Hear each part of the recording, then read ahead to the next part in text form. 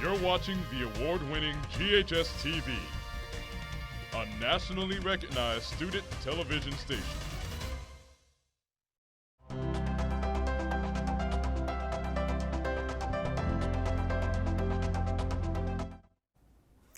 Welcome to Inspiring Leaders. I'm Donna Chandler Newman, your host, and thank you for watching our program. Through this show, we meet community leaders and we examine how they're using their unique talents and skill sets to make a difference. And through our discussions, we hope to inspire others to discover and to share their own leadership abilities for the overall betterment of our community. Now, today on our show, we'll talk about the practice of hospitality, and not in the usual way. Instead, we'll discuss hospitality for those experiencing homelessness.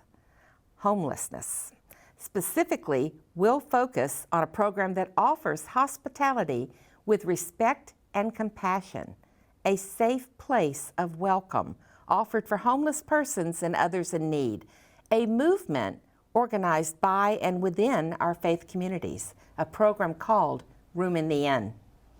Our guests today and joining us now are Lisa Anderson, Executive Director, and Rene Platten, Board Member and Host Coordinator of Room in the Inn. Welcome, ladies. Thank you. Thank you so much for being with us today. You do such wonderful work.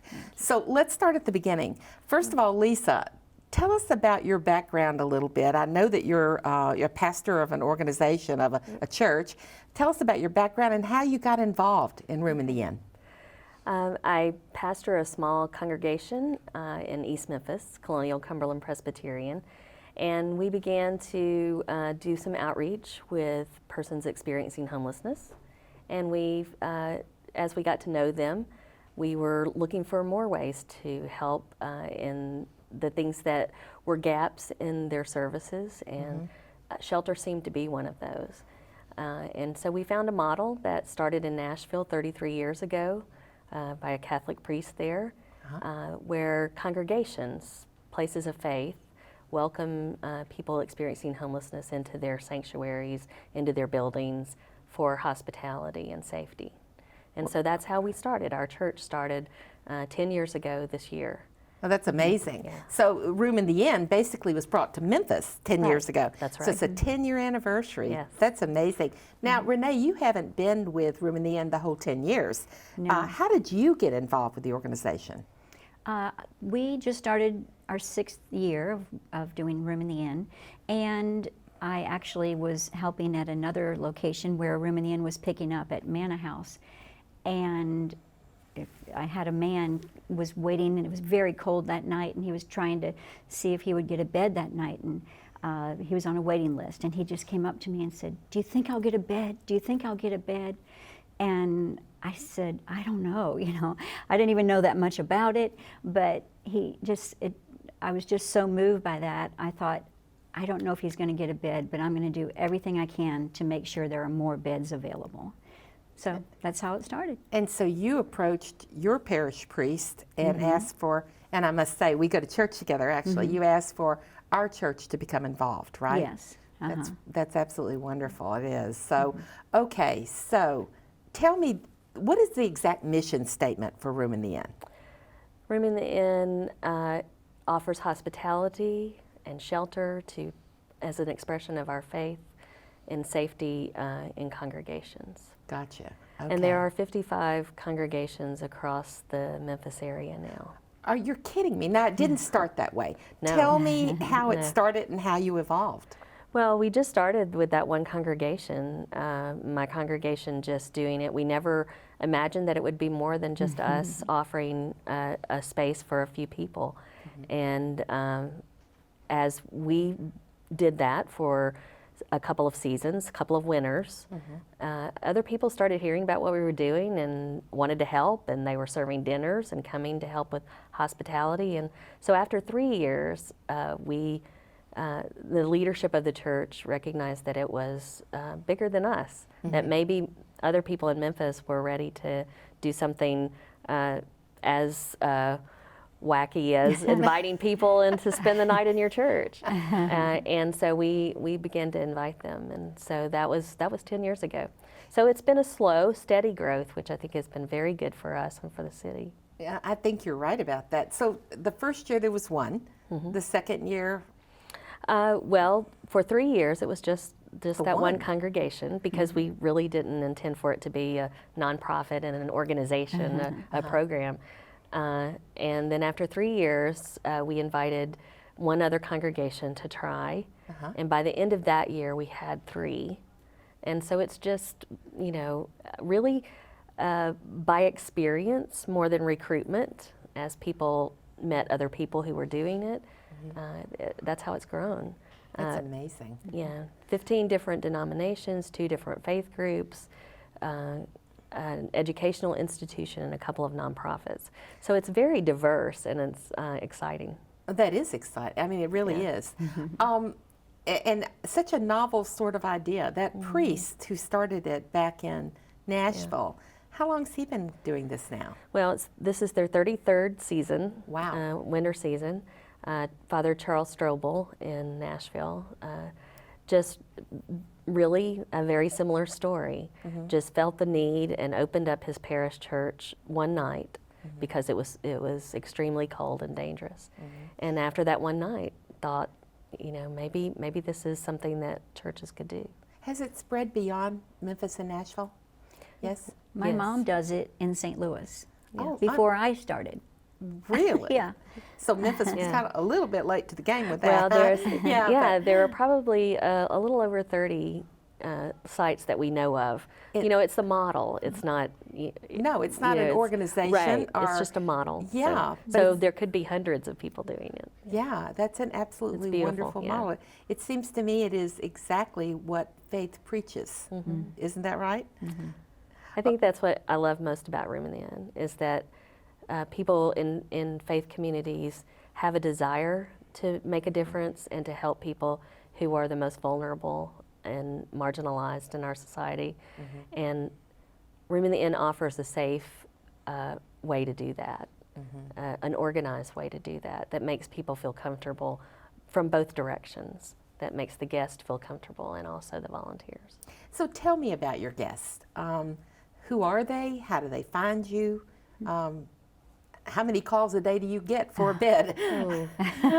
That's a lot, yeah. Well, I think that our guests are as diverse as we all are. They're people, men, women, families. Rene could probably tell you what a typical congregation sees in a group that comes. How many people are in the group, and what do you see exactly? Because you've done a number. You're the host coordinator. So Yes, yeah. tell me. We try to have a number of 12 to 14 that we host, and it's just easy to get to know them better as a small group. And you'd be surprised to know that many of them are working. Sometimes we have to leave early from the church so they can get to the bus and things like that, but they just can't get over the hump to get their own place in that. You know, my view of those experiencing homelessness is very different than what you just said. My view was that they're out all day on the street somewhere, but what you just said is that they may be working. Tell me about that. That's really true then, huh?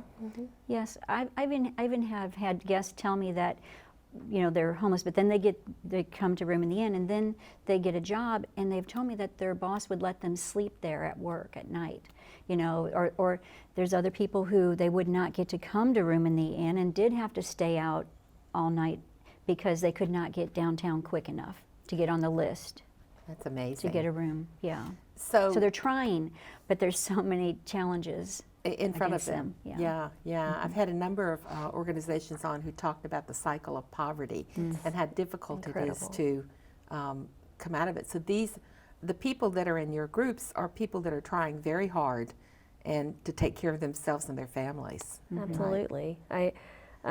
It's like we said, it's a very diverse population. There are people who have just lost a job, and that you know they were living paycheck to paycheck, and so that affects your housing. Or people who are in domestic violence situations and have to flee everything, leave everything that they have with their children, or people who have mental illness, who have trouble managing all of their medications, and sometimes it's just a community around them that makes a little bit of difference that can help that. So they come to you, and there's a lottery system, did you tell me, as to how to get a bed? How does that work? Yes. They come downtown to 212 North 2nd Street, and they come in and they put their name on a list, and women get first priority. If we have, depends on how many churches we have each night. We have anywhere from 2 to 5 churches a night, different nights of the week. Every night of winter is covered. There's just not as many churches some nights. But they come in, they put their name on a list, and women will get first priority, but if we don't have enough churches for all of them, then they will go into the lottery also, and they'll just pick the numbers, and those are the people that get a bed that night. And I've been there when they drew the names, and I'm like, please don't make me pull those names, you know. And Lisa, she has a hard time every night, but it is very sad just knowing, you know, just like the man I met the first night that got me involved. Do you think I'll get a bed tonight? So it's a lottery, and sometimes they will pull tickets for the next night. If they don't get a bed on Monday, they can get a ticket for the next night, so they know they. Now you do more than just give them a bed, though. Are you feeding them? What are you doing exactly? What happens? I come into one of your churches. What happens? What's my experience? Well, they are screened downtown. They fill out an information card with emergency contact numbers and information about who they are. And then they're picked up by drivers from the different churches, brought to churches all around the city, and then we provide them dinner at the host church. If they have a shower, they can take a shower. Where we host at Germantown United Methodist Church, they actually have laundry facilities also, so they can shower, take a laundry, and then they are safe that night and either warm or for the night. And in the morning, they are given a breakfast lunch bag to take with them in the morning, and they are back downtown by 7 o'clock.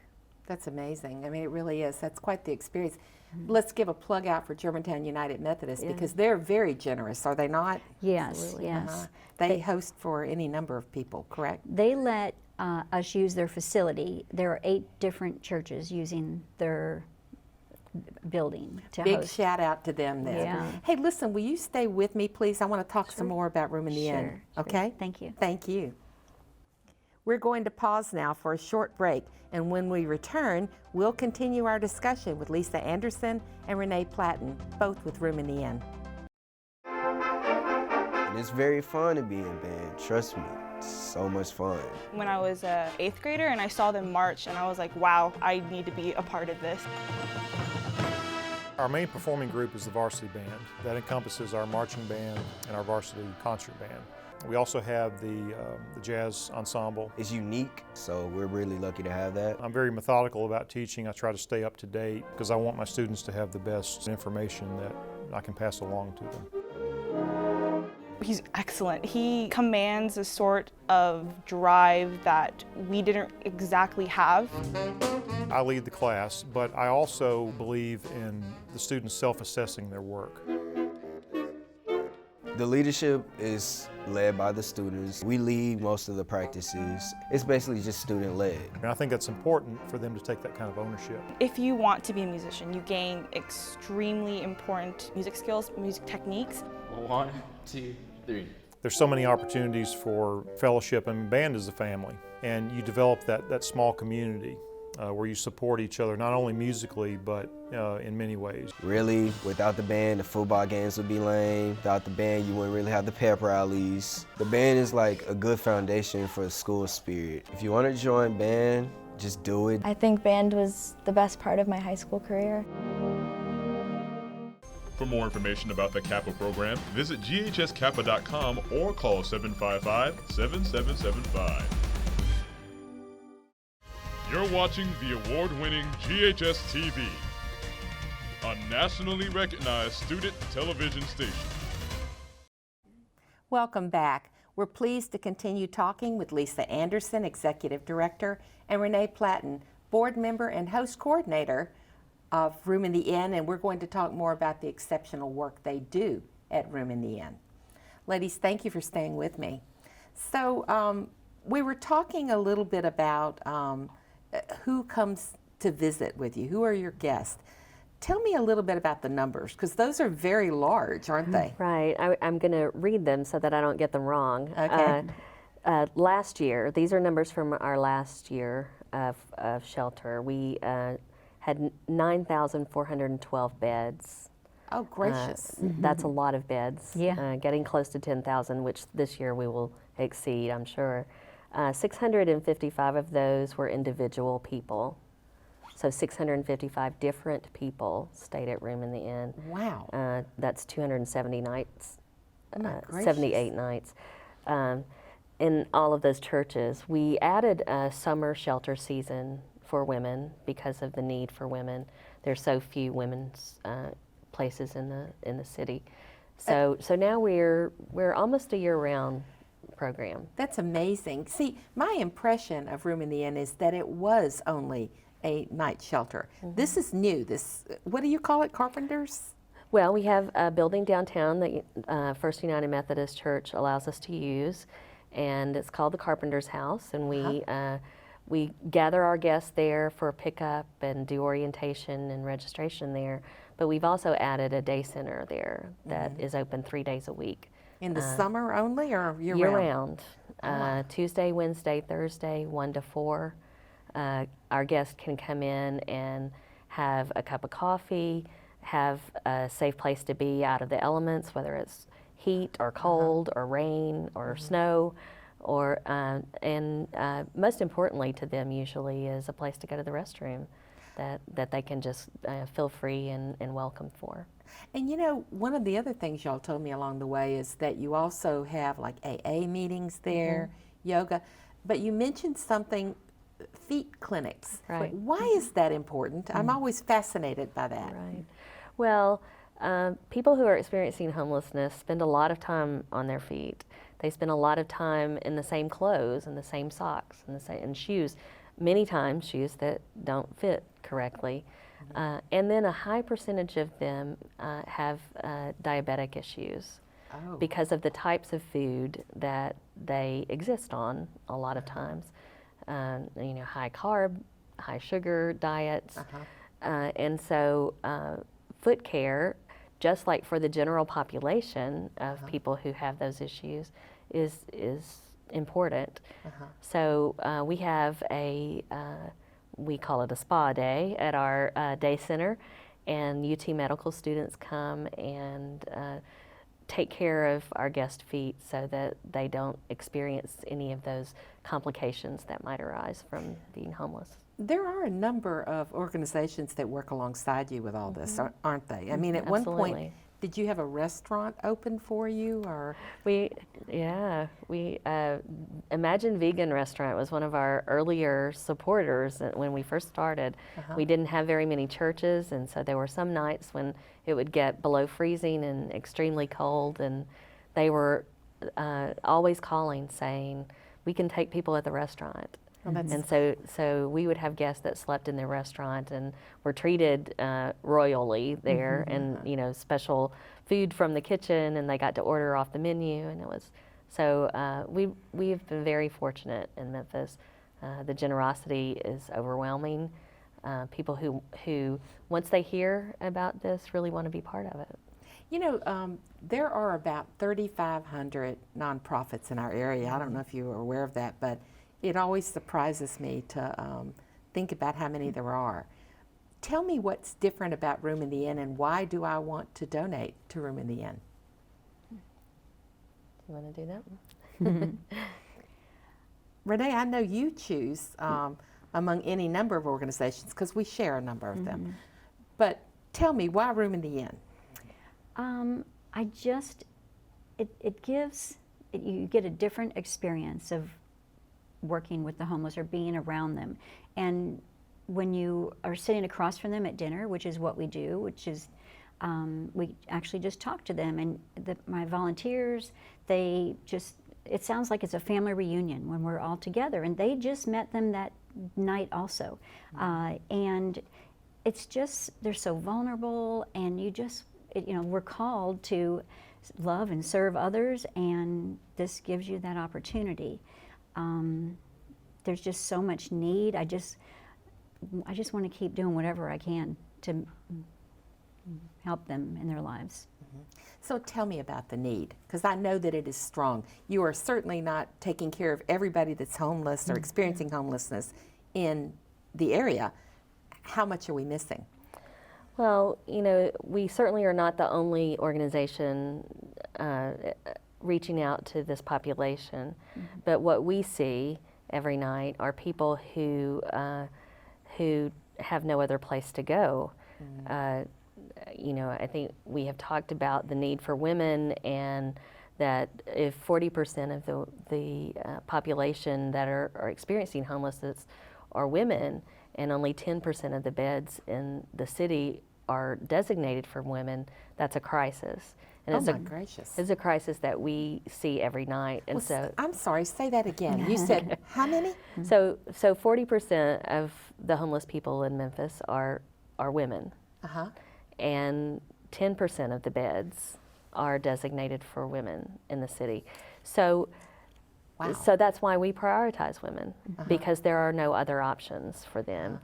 And so that need has grown, and as women have felt comfortable coming to Room in the Inn, because women are the most vulnerable on the street. They experience trauma every day from just being vulnerable. And so as they have become aware of Room in the Inn and the safety involved and the small numbers, and that it is in faith communities, we just see more and more and more women, single parents with children and families that really have no other place to go. I'm so glad that they are guests with you. You also give them things too, don't you? If they have a shower or they don't get a shower, you give them, what do you give them? All host churches are different, but we provide them with a new undershirt, underpants, socks. If they need a hat or gloves, we usually have donations that cover that, and we give them the socks. Sometimes a rain poncho, just whatever we get donated that we can pass on to them. Okay, so let's talk about how in the world, because all of this is very expensive. Yes. Let's talk about how you make this happen. You don't get government money, I know. Where does your money come from? Individual donors provide a lot of what we operate on. As we have grown, at the beginning, it's churches are doing the work, and it's 2 or 3 churches, and that's manageable. And as we have grown, now 55 congregations, it takes a staff to organize that. But you don't have much of a staff, do you? No. You have like don't talk about that like it's a staff. You got like a part-time person, right? We have an amazing staff of hardworking folks there, but all of us are part-time, or paid part-time. And we all work full-time and we get paid part-time. But that is how, we're building this ministry, and we're building this nonprofit, and continuing to grow, and as people find out about us, are becoming generous donors. But again, I want to be clear to our audience that when you talk about a staff, when I talk to MIFA or any of those organizations, they have a staff, okay? Your staff is like 2 people kind of thing. That's right. And 2 part-time people at that. So, but nonetheless, that does take some money to, there's only so much you can ask to volunteers, and volunteers do the lion's share of all this still. That's right. Yes.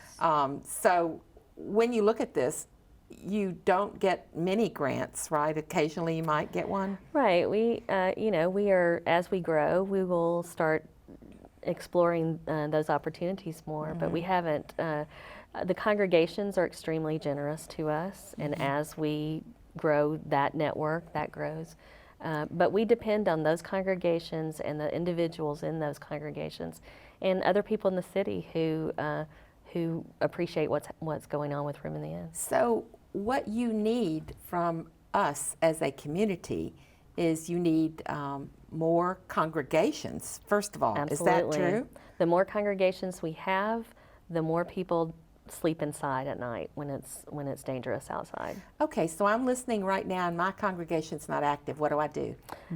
Go to the website and get in touch with me. Go to the email address and say, we want to be come part of Room in the Inn. Help us know how to do that. And then you take it to your pastor or your priest and go from there. I know that's what you did, isn't it? Right. Yeah. Right. So. And if they have any interest in it or want to know more about it, we welcome them to visit any of the churches that are hosting to see what it is and what it takes to become a host church. Your volunteers are some kind of angels, aren't they? Wow, Yeah. amazing. Tell me this. It's an First, army now. Yeah. I can see what the guests are getting from this. They're getting a safe place. They're getting some new clothing and breakfast and dinner. What are your volunteers getting from this experience? I've had, just this week, we had 12 women and 2 men that we hosted, and I had the opportunity that I had 5 new volunteers along with people that volunteer regularly, and it was so fun to share the story of Room in the Inn with them, and they were just like, they didn't stop smiling, and it was great to see him. And I said, well, was it what you thought it would be? And he said, no, this is really something special. Because probably it's up close and personal. Yes. Many organizations you volunteer with, you don't feel the That you're instant needed return, or, you know? or a connection. And you really do have that opportunity with Room in the Inn to connect with these guests. So right now I'm watching and I want to help because I know it's cold and I know that everything is needed in this community. So I need to make sure my congregation's engaged and make sure that I donate as much as I can. Is that right? That's right. Sure. It's our 10th anniversary, and so we're kind of doing a campaign for monthly donors, which sustains what we do, and that's a great need that we have is to have monthly donors that are sustaining And I'll this. quickly mention your fundraiser, Cafe Kirk, which is December 20th at Crosstown, correct? Yes. It's, Okay, all right. Christmas jazz, right before Christmas. It's going to be great. It's terrific, and he's terrific. So Right. I'm looking forward. Thank you so much for the work that you do. I Thank really you. appreciate it, and I know that our community is better off because you exist. Thank you so much for the opportunity. Thank you.